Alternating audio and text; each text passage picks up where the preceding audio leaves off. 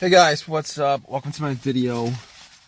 Alright, so here's the situation. I am stuck at a public storage right now, and my truck is having issues.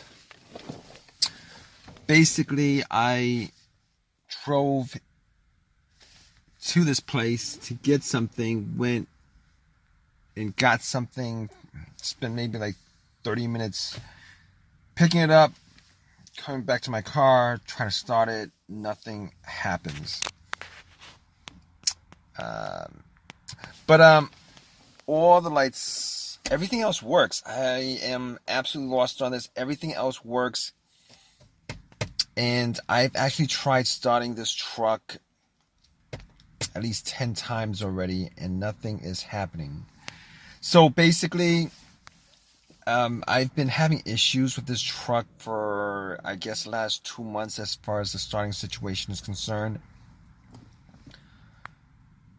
I mean, it hasn't been as bad. I mean, last time it took me maybe like 3 tries to start it, and it did start up.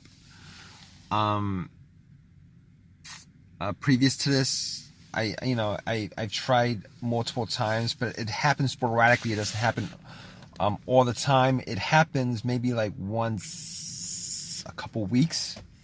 So I thought maybe, the battery might have been a bit drained or something like that. Maybe I left the lights on. I don't know. But anyway, I went out, turned on the headlights. I went out, checked the headlights. Was hoping that it was something like the battery, so I don't have to worry about it too much. I can always jump it. So I do have a battery jumper booster pack, or I'll just get a new battery. $100 fix, not a problem, nothing to worry about. Lights were bright. So I'm like, okay, lights were bright. All right, so I was like, okay, I can't be 100% sure it's not the battery. So I took the jumper cables, put on a battery with my booster pack, which is 100% full, by the way. I charged it up a couple weeks ago because of these kinds of situations. I was worried that it might get to the point where maybe my battery is 100% dead. I would need something to pop it. And I did try to start it a couple times, turn on the booster pack, try to start it, nothing at all, absolutely nothing. So I was like, maybe it's the terminals. So I went, checked out the terminals. The terminals were a little bit dirty, but me putting the booster pack onto the cables, onto the outside of the cables from the car, it should actually start the car. But I spent maybe a minute or two unbolting the cables, cleaned up a little bit because I do have some wire brushes, minor tools that I do have in the back. Popped it back on, put the booster pack cables on, try to start it, nothing happens. All right, so at that point, I know it's a little bit more of a serious situation. Everything else in the car works, and I did test out everything just to make sure, just to get a feel what the issue is. The truck, everything in the truck does work. So, all right. So at that point, I knew it wasn't the battery. And at that point, I could also rule out the alternator because I thought possibly could have been the alternator, but with my experiences as far as alternator issues concerned, normally the alternator goes out, when the car is running, when the engine's running, regardless whether the car's moving or not. You could be idling and, it cuts out on you. That's when there's the alternator. But me putting cables on the battery and trying to turn it on, it should have at least cranked up or turned on. At that point, I would know that it's one of those two things. But me taking the cables off, immediately the car would have died, and I would know 100% for a fact that that was the alternator, that was the issue. But this wasn't the case because the car didn't crank over, didn't crank. There was no cranking, absolutely nothing like that. So, and the battery that I have is maybe like a year old. So that's why I didn't change up the battery like last month or two when I was starting having these issues. Like, could it be the battery? I only had the battery for like a year, so I didn't really worry too much about it. Maybe I was crossing my fingers that it was really nothing much.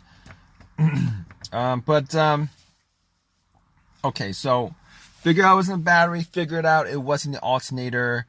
What else could it be? Came back to my car, actually turned on everything I could possibly turn on, see if there was anything that I could tell that was causing the issue. But all right, so I'm down to 2 things that I could actually try to, diagnose as far as this issue. It could be the relay or the fuse. Now, here's the thing. There's a more obvious scenario to this, but all right, I'm just going to go down the list as far as what the issue is, trying to figure out what the issue is on with something like this. All right, so could it be the relay? Now, relays are really a lot more difficult to test out. Now, I don't have a fuse tester on me. Obviously, the relays, you're gonna have there's at least 3 or 4 different prongs, I guess.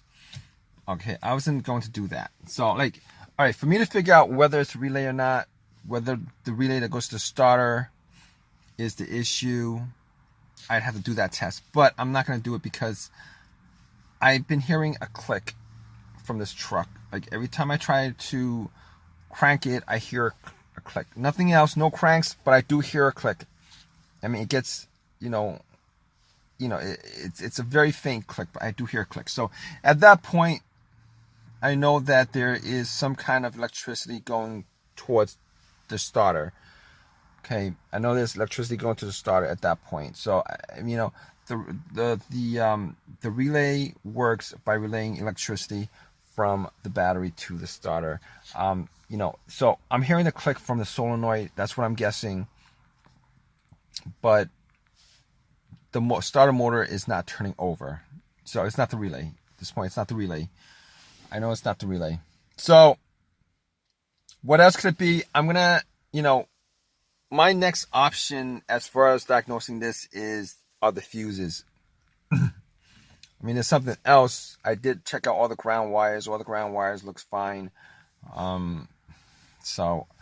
But let's go to the fuses. As far as the fuses is concerned, I've only had like 2 scenarios where the fuse would keep the car from starting, and both those scenarios were different, from what I'm experiencing in this truck. So the first scenario that I ran into in my experience of car issues, starting issues and stuff like that first instance I've had with fuse issue causing the car not to start was, I got no power from the car that I had when I had this fuse issue. Like, no power meaning that there's nothing on the dash, nothing was working, alarm wasn't working, security wasn't working, radio wasn't working, phone. It was like it's as if the car was dead, which is not this case with this truck, considering everything works.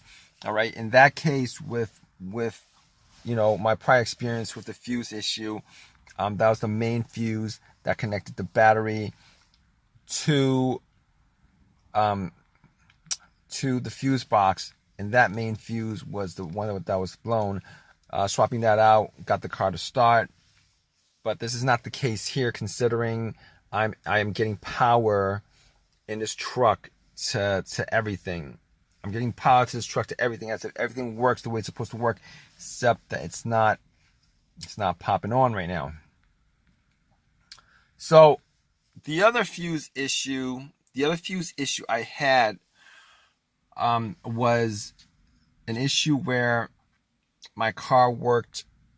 Normally it would crank, it would just not turn over. It would crank, it would just not turn over. That was the other fuse issue that I've had as far as cars not starting. So basically, the fuse issue was a blown fuse to the, I believe it's a blown fuse to the fuel pump. All right, and this is not this case here. It's neither of these cases, considering I am getting lights on the dash, everything works, but the car is just not, it's not cranking at all. It's not this truck is not cranking at all. So, okay, it's not either of those fuse situations. It's not a ground wire. So, what I'm left with is this situation where I'm thinking it's the starter motor. And I'm thinking it's a starter motor because, all right, this normally it would be my first guess. It would be my first guess, but this is and with this truck, it wasn't my first guess. It's considering that I changed the starter. I had a rebuilt starter put in about 8 months ago. 8 months ago, I haven't probably put any more than, I don't know, 10,000 miles on the car on the truck since then.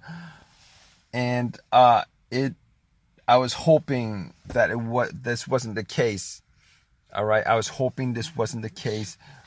This previous situation I had with my starter on this truck was, I pretty much had the same kinds of symptoms, I guess, with everything working, hearing the solenoid click, but the car just didn't crank up. It didn't crank at all. And I was hoping this wasn't the case because I did buy a starter from AutoZone. It was a rebuilt starter for, I forget how much it was, but it was around 150 to 200 bucks from AutoZone rebuilt. They had sold a brand new one. They were selling a brand new one for 300. So I was like, I don't want to spend that much money on a starter. So I got the rebuilt one, had it put in. It was working fine. And unfortunately, I think at this point that this whole entire situation with my truck right now is the same scenario that I had 8 months ago, which blows my mind. Okay, so I'm thinking right now that it's a starter. I mean, my truck is not going anywhere because I called AAA up. And I'm waiting for them to tow my car. It's gonna take about an hour for them to get here, and I'm definitely going to, do some more tests as far as trying to figure out what's causing this car not to start. And I'm hoping that it's not the starter because I do not want to spend any more money, putting in a starter after 8 months. Now, the starter that I got. Oh man, the starter that I got from AutoZone was a rebuilt starter, definitely a rebuilt starter, and I think there's a 1-year warranty on it or whatever. Unfortunately, even if I do get another starter replaced without any cost to me, I'm either gonna have to put it in myself, spend time doing it. I'm gonna have to pay somebody $125, $150, $175, whatever it is, for them to put it in again. So that's the problem right there. And in either case, I'm gonna spend more time than I normally would with this situation, which sucks so much. But I'm definitely going to keep you guys updated.